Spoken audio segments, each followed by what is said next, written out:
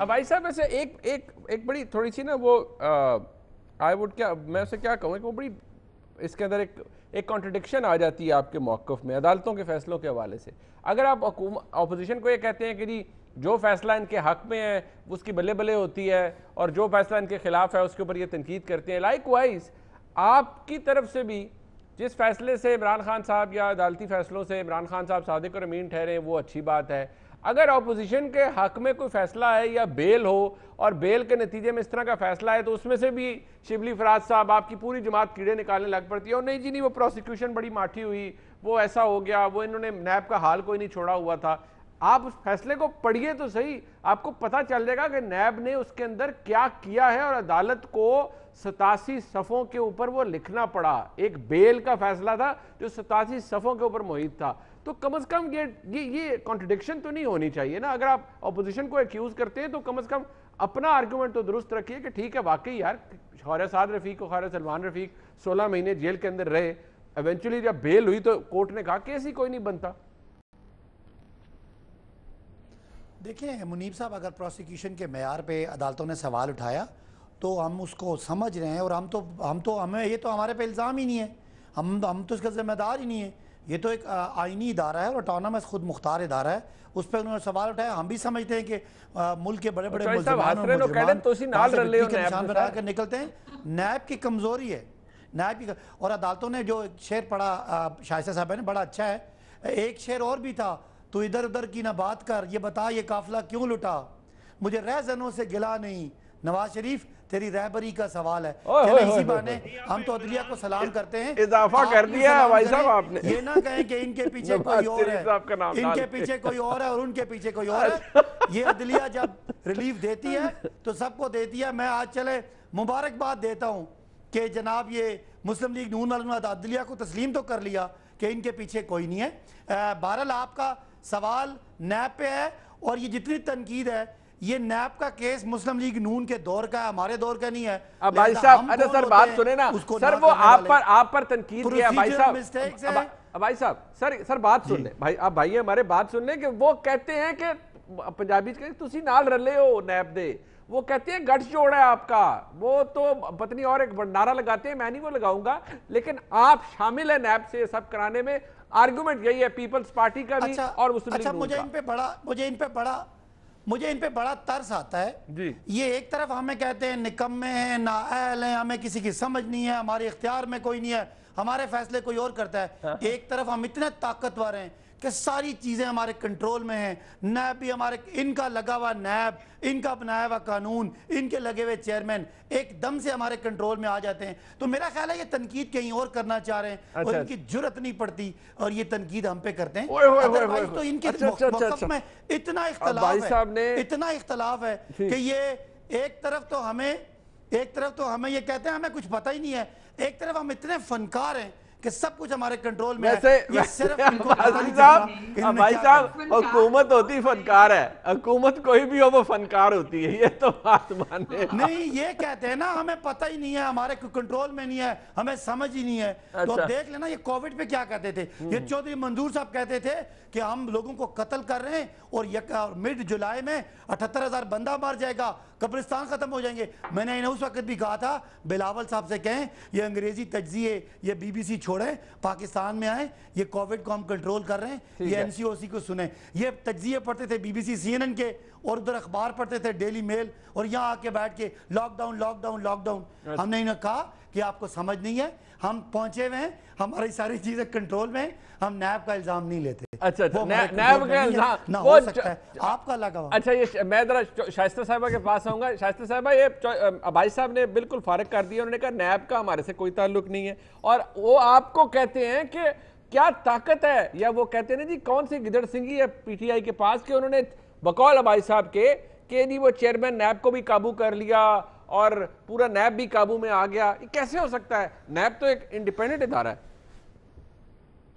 मुनीब आपकी आर्काइव्स में तो बहुत चीजें जमा हैं। आपको याद है कि बहुत बोझ है आर्काइव्स का हमारे ऊपर। एक इंटरव्यू आया था जो उन्होंने कहा था कि अगर इनके लोगों के मैं नाम लूं तो मेरा ख्याल तमाम हुकूमत गिर पड़ेगी। जावेद लेकिन चौधरी उसके साहब बाद के फिर साथ एक जी, वीडियो, जावेद उसके चौधरी साहब का बाद कॉलम था जी। उसके बाद एक वीडियो आई थी चेयरमैन साहब की जी। उसके बाद एक वीडियो आई थी जो रिलीज हुई थी और ऑपोजिशन ने डिमांड भी की थी कि उसको इन्वेस्टिगेट होना चाहिए और पता लगना चाहिए वो कहाँ से वीडियो ऑडियो आई थी और या कैसी वीडियो और थी, कौन पता था नहीं। उसके ऑडियो पीछे, लेकिन वो ऐसी गायब हुई। लेकिन उसके बाद टेमिंग ऑफ द चेयरमैन तो जरूर हो गई थी। अच्छा जी। वो चेयरमैन ऐसे टेम हुए कि फिर तो उसके बाद उनको हुकूमत के लोग नजर आने बंद हो गए। और वो जो कहते हैं ना कि फेसेस नहीं मैं केसेस देखता हूँ, उसके बाद केसेस गायब हो गए और सिर्फ फेसेस ही फेसेस रह गए अच्छा। और वो तमाम ऑपोजिशन के थे। तो मेरी बात सुने, वो तो छोड़ दें, नेक्सस जो है वो तो अदालतों में जब हम जाते हैं तो हमें पता लग जाता है कि नेक्सस कितना स्ट्रांग है, क्योंकि कभी तो फाइल्स खोल के लोग आके पहले से अनाउंस कर देते हैं कि जी अब थोड़े दिन बाद वो गिरफ्तार हो रहा है, उसके फिर हम बाद निकम्मे तो ना हुए ना। कागजात फाइल खोल के दिखा दिए जाते हैं। तो मेरे भाई को कहें कि अदालत के फैसले जो आ रहे हैं ना, इट्स चार्ज शीट, खुदा का वास्ता अकल कर लें। और जो ये तरमीमें ला रहे हैं ना, नैब की अमेंडमेंट्स आ रही हैं, ड्रकोनियन और काले कवानीन को बस कर दें, क्योंकि नैब की वजह से इस मुल्क में तबाही फिर गई है, लोगों ने काम करना छोड़ दिया है। और ये जो नैब के कवानीन है, इनकी वजह से इन्वेस्टमेंट्स नहीं हो रही। वो तो खुदा सब का किया खौफ कराया करें आप लोगों का है और जी, बस कर आपने दें। कुछ किया नहीं है, आपने कुछ किया नहीं है। पीपल्स पार्टी मिन्नतें करती रही अपने दौर में आपके सामने। मैं आप तो जी मुनीब, आई एम सेइंग कि वो हमसे गलती हो गई है, वैसे लेकिन क्या उस गलती को अब दुरुस्त किया जाना वैसे है शाइस्ता कि परवेज मलिक उससे साहबा, ज्यादा ड्रकोनियन लॉज लाने हैं? आप बहुत मोहतरम है हमारे लिए, यकीन माने लिस्ट है मुस्लिम लीग नून की भी जिसपे वो कहेंगे हमसे ये भी गलती हुई, हमसे ये भी गलती हुई, हमसे ये भी गलती हुई। तो कभी देखिए, इक़्तिदार दोबारा मिला तो पता नहीं क्यों मुझे लगता है सारी गलतियां आप दोबारा करेंगे। नहीं, मेरा नहीं ख्याल। अच्छा। हमने पहले भी 5 साल पीपल्स पार्टी ने गुजारे और उसके बाद नून ने गुजारे और खैरियत से गुजरे हैं। लोगों को, अदारों को काम करने दें और उनको देख लेने दें कि कौन है। और एहतसाब के तो खिलाफ कोई है ही नहीं मुनीब, हम चाहते हैं एहतसाब हो, लेकिन अक्रॉस द बोर्ड हो और उसमें ट्रांसपेरेंसी होनी चाहिए और तमाम लोगों का, ना कि इस लाइन के इस तरफ, आयल के इस तरफ के लोगों का, बल्कि उस तरफ के भी लोगों का हो जाए। मैं जरा चौधरी साहब के पास चलता हूँ। पीछे सामने ठीक। अपने चोर बिठाए हुए, जिस चीज की रिपोर्ट आई है, मेरी बात सुने जी। जिस चीज का जो न्याजी साहब नोटिस लेते हैं, वो चीज मार्केट से क्या वो गायब भी हो जाती है। वो इतना तो डाटा वो नोटिस तो होता है जी, अल्लाह गायब माफ तो उसमें करे होना कि होता है। किसी चीज का नोटिस ना ही लें तो बेहतर है। अच्छा, मैं चौधरी साहब से पूछे, चौधरी साहब वो बात ये है, आपने भाई साहब की बात सुन ली, वो कहते हैं एक तरफ आप हमें कहते हैं हम निकम्मे, दूसरी तरफ वो कहते हैं आप हमने फनकारी को दिखाई है। और वो अलग बात है। बाजी साहब पहली दफ़ा MNA बने, उन्हें एहसास हो रहा होगा कि हुकूमत बहुत फनकार होती है, कोई भी हो, वो आपकी हो, पीपल्स पार्टी की, मुस्लिम लीग नून की या PTI की। बट सर वो कैसे कंट्रोल कर सकते हैं नैब को? शाइस्ता परवेज मलिक साहबा का एक ओपिनियन है, वो कहती है टेम कर लिया चेयरमैन को। नहीं देखो ना जी, देखो ना, नकम्मे ते लोगों ते नुक्ता नजर नाल ने ना, अच्छा, लोगों को कुछ नहीं देना। बाकी ते बड़े फनकार ने, अच्छा। बाकी तो बड़े तगड़े ने, बाकी ते देखो ना जी, बहुत सारे लोगों ने इन्हों ने प्ली बारगेन की है, आज जो मौजा कर रहे हैं, बहुत सारे लोग मतलूब हैं इनको, उनके केसेस हैं, नैब उनसे पूछ नहीं रही, प्राइम मिनिस्टर से लेकर बहुत सारे लोग। और इस वक्त जो खुल के खेल रहे हैं, जितने करप्शन के स्कैंडल्स हैं, जो करप्शन का मयार है, उससे कोई पूछने वाला नहीं है। तो ये किधर न कम है जी, बड़े फनकार लोग हैं, बड़े डाडे लोग हैं, लेकिन अपने आप ले लोगों ली तो बहुत निकम्मे ने गए। चीनी, आटा, घी, तेल, लोग तो उनकी पेंशन्स खा रहे हैं, ये काट रहे हैं, उनकी तनख्वाहें नहीं बढ़ा रहे, उनको 55 साल उम्र कर रहे हैं, इदारे बंदर बांट कर रहे हैं, उसके लिए तो बड़े तगड़े हैं। ये सारा कुछ लोगों के पॉइंट ऑफ व्यू से तो बिल्कुल बर्बादी कर दी है। अपने लिए तो कोई पूछ रहा जी, इन्होंने कोई नहीं, मौजा हुकूमतां ते मौजा। चेयरमैन नैब को सर वो कहते हैं हमारे काबू में नहीं है नैब, ये क्यों लगता है? वो कहते हैं बाकी अदालतों से, अब भाई साहब ने पिछले हफ्ते भी कहा था कि स्टे मिल जाते हैं, वो अदालत दे देती है अगर अदालत समझती है तो। अब वो BRT पे अदालत ने स्टे दिया हुआ है, वो मिल गया, ले लिया। तो बाकी केसेस पे अदालत ने स्टे दिया, चलो मैं मान लेता हूँ, चलो मैं वो बात भी नहीं मानता, उसके खिलाफ किधर गई है नैब? गई है स्टे खारिज करवाने के लिए, चलो उसको भी छोड़ दे, चलो उस पे नैब का उस पे स्टे है, मालूम जबा पे पता नहीं स्टे है कि नहीं, बाकी 17 केसेस टोटल हैं, उनमें से 15 पे स्टे है। ये जो मैंने गिनवाए इससे पहले, ये फेडरल गवर्नमेंट के इन पे स्टे है। ये जो एसेट बियॉन्ड मीन्स आए हैं, ये जो इनके SAPMs और मुशीरों के, उस पे स्टे है, उस पे स्टे है। जो इनका केस का फैसला नहीं हो रहा election commission foreign funding case का, उस पे स्टे है, कोई स्टे नहीं। लेकिन ये सारी चीजें हम इनको कहते हैं कि मुझे कोई एतराज नहीं, मुझे भी गिरफ्तार कर ले, अब्बासी साहब को भी कर ले, अच्छा। मुझे तो क्या एतराज हो सकता है। लेकिन गिरफ्तारी का कानून है। मेरा इतराज शुरू दिन से, आपको याद है मैं प्रोग्राम में कहता रहा हूं कि ये इसके जरिए सारा, बाकी अगर मेरे खिलाफ कोई सबूत मौजूद है तो अदालत मौजूद है, अदालत मुझे सजा दे दे। लेकिन ये गिरफ्तार कर ले 90 दिन, तो आप मुझे पूछे ही ना, 10-10 महीने, 14-14 महीने। ये ख्वाजा साहब की जो बेल हुई है, पता नहीं 14 महीने के 15 महीने बाद, 16 महीने कहते हैं, अंदाजा करें 16 महीने दो भाई एक सेल में रहे हैं, आप अंदाजा करें ना क्या हालत होती है। तो बाकी लोगों की भी क्या हालत है, इनको कोई पूछने वाला नहीं। अच्छा, हम इनसे कहते हैं, हम इनसे ये कहते हैं कि आप क्रॉस द बोर्ड, मुझे क्या एतराज है।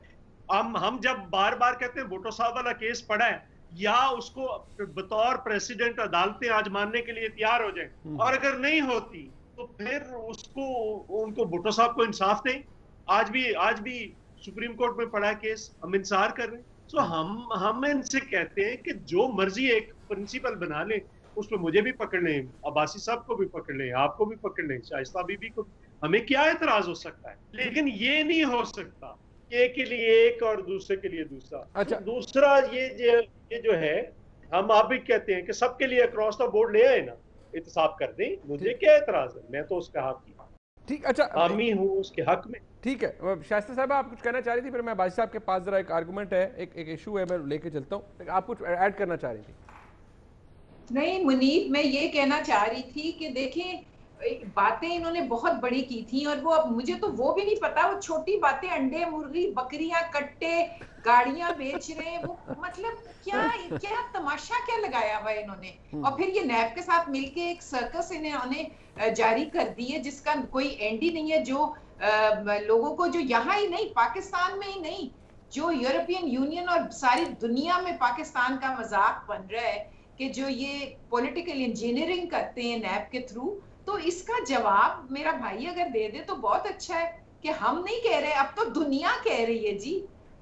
ठीक, अच्छा भाई साहब, ये वैसे एक दिलचस्प बात यह है कि जनवरी में आपका लॉ मिनिस्ट्री से ताल्लुक कोई नहीं, लेकिन जनवरी में सुप्रीम कोर्ट ने 90 दिन दिए थे वो नैब के अंदर कानून को जरा फिक्स करने के लिए। उस वक्त अब हम समझे 7 महीने हो गए हैं, हुआ कुछ भी नहीं है। बट अगेन यही आर्गूमेंट है भाई साहब ऑपोजिशन का कि आप लोग अपने मतलब के लिए, नैब बेशक कहता रहे या वो आप जितना मर्जी पोजीशन ले, नैब इफेक्टिवली हुकूमत के खिलाफ कुछ नहीं करता। आप लोगों के पास 2-3 मिसालें आ जाती हैं, देखिए जी सब्ताइन खान को गिरफ्तार किया, देखिए जी अलीम खान को गिरफ्तार किया, रिजल्ट है वो बेल हो गई, बाहर निकल आए, ठीक है, बेल अदालत ने देनी है। बाकी जितने केसेस गिनाए जाएं उन पे नैब ने क्या किया है? कुछ भी नहीं किया। परवेज खटक है, अलीम खान, आर्गुमेंट है, उसकी अखलाकी कोई स्टैंडिंग ही नहीं है, उसकी कोई अखलाकी फुटिंग ही नहीं है। मुझे बता दें कि अपने लिए, अपने लीडर्स को बार बार वज़ीर आज़म बनाने के लिए जो पॉलिटिकल पार्टीज़ 2-3 दफ़ा बड़ी आइनी तरमीम करती हैं, जिनके पास अक्सरियत भी थी, वो 5-5 साल मज़े से गुजारते हैं, एक दूसरे को चोर चोर भी कहते हैं, एक दूसरे के खिलाफ केस भी बनाते हैं, और पूरा अपना टेन्योर गुजार के तसल्ली से आखिर में आते हैं। और एक हुकूमत जिसके पास अक्सरियत भी नहीं है इतनी कि वो खुद ब खुद तरमीम करे, उससे वो तरमीमें करवाते हैं जो खुद नहीं कर सके। पहले तो आप अपने आप को पूरी कौम से माफ़ी मांगे, कहें कि हम नाअहल थे, हम निकम्मे थे, हमारी सोच नहीं थी, हमारी अक्ल नहीं थी, हमें फ़िक्र नहीं थी, या हम शायद इंजीनियरिंग कर रहे थे। तो आज इनको 2 साल की हुकूमत पे इतने बड़े बड़े दलाइल नज़र आते हैं, और क्या अखलाकी जवाज़ है। फिर इनके अपने बनाए हुए केसेस, एक दूसरे को खुद चोर डिक्लेयर किया हुआ, वो जब केसेस कंक्लूड होने लगते हैं तो दोनों इस तरह आके बिहेव करते हैं जिस तरह ये डॉक्टर आसम का केस इमरान खान ने बनाया था, ये शर्जील मेमन को शायद शहजाद अकबर ने अंदर किया था, जरदारी साहब और अयान अली पे जो केसेस हैं वो हमने बनाए थे। नवाज शरीफ साहब को जब सजा हुई थी, नाअहल हुए थे, तो जो बिलावल साहब ने और पीपल्स पार्टी ने लुटियां डाली थी वो सारी वापस कर दें। मतलब कोई इखलाकी जवाज ही नहीं है। अच्छा, कि ये सिर्फ ये है। और आज हमें कह रहे हैं हम इनके साथ बैठे और इनसे बैठ के मशवरा लें ताकि ये नैब को खत्म कर दें और बल्ले बल्ले करते बिलावल साहब की पार्टी भी और शहबाज शरीफ की पार्टी भी, मतलब आप इसका हिस्सा नहीं बनेंगे, शुरू हो जाए। आप इसका हिस्सा नहीं बनेंगे। मिलना है वो ना मिले, गरीब लोग गरीब हों। और इनको बड़ा इतराज है कट्टों पे और बकरियों पे। जाहिर है ये अमीर लोग हैं, इनको कोविड पे इतराज था कि क्यों गरीबों को बंद छोड़ा हुआ है, गरीबों को बंद करे क्योंकि हम अमीर हैं, हमें सब सहूलतें अवेलेबल है। उस वक्त ये दिहाड़ीदार भी इनको नजर नहीं आ रहे थे। तो इनका तो तरीका हुकूमत ही अमीरों वाला अंदर होना है, इससे कानून के तहत ही। इसलिए ये चॉइस साहब की प्रेडिक्शन, ये चॉइस साहब की प्रेडिक्शन है कि ये चॉइस साहब आप बदुआएं दे रहे हैं। और बात सुने भाई साहब, आप हुकूमत में है, उन्होंने तो चलता कुछ नहीं, उन्होंने बदुआएं ही देनी है ना। तो मैं मियां साहब वाली बात करूंगा, मियां साहब वाली बात करूंगा। मियां साहब का तो ये वन लाइनर है मुनीब कि हमने भुगत लिया, अगले भुगते हैं। मैंने कहा आप भुगत चुके हैं, हम भी भुगत लेंगे। अच्छा भाई साहब ठीक है, लेकिन चले ये नैब को नहीं भुगती जानी। अच्छा ठीक है सर, ये अभी आप जैसे हमें समझे थे ना कि हम पता नहीं, जैसे आपने कोरोना के बारे में समझा था कि शहबाज शरीफ साहब को वापस बुला लिया, शाइस्ता साहब कह रही हैं आधे लोग। आपके बहुत, आप तो खैर हल्के की सियासत करके आए हैं ना, वो कहती हैं आधे लोग तो वो फरमा रही हैं कि बैग उठा के चले जाएंगे, आपको पता भी नहीं चलेगा, पहली फ्लाइट से बाहर चले जाएंगे। एक तो पहले ही चले गए, जैसे मियां साहब, जैसे बड़े मियां साहब, जैसे इसाक डार, जैसे अली इमरान, जैसे हसन नवाज, हसन नवाज गए और भी चले जाएंगे। ऐसे लोग होते हैं, हर हुकूमत में होते हैं, क्या करें। बेचारा मेरा भाई यहाँ बैठा होगा। अच्छा नहीं, अब भाई साहब तो यही होंगे। अब भाई साहब क्या, भाई साहब विचारों का हमारा जीना मरना यही है। हमारे पास कौन से सरे महल हैं या लंदन फ्लैट है जहाँ हम चले जाएंगे। हमारे पास तो हक हलाल की आमदनी है, इधर ही रहेंगे, मार खाएंगे। चौधरी साहब की हुकूमत आ गई तो इन्होंने पहले कह दिया ये बंद करवा देंगे। नहीं बड़े महल नहीं, किधर चौधरी साहब कहाँ, वो 300 कनाल का घर है सिर्फ, वो महल तो ना हुआ ना। वो आप पकड़ लेते ना 300 कनाल का घर।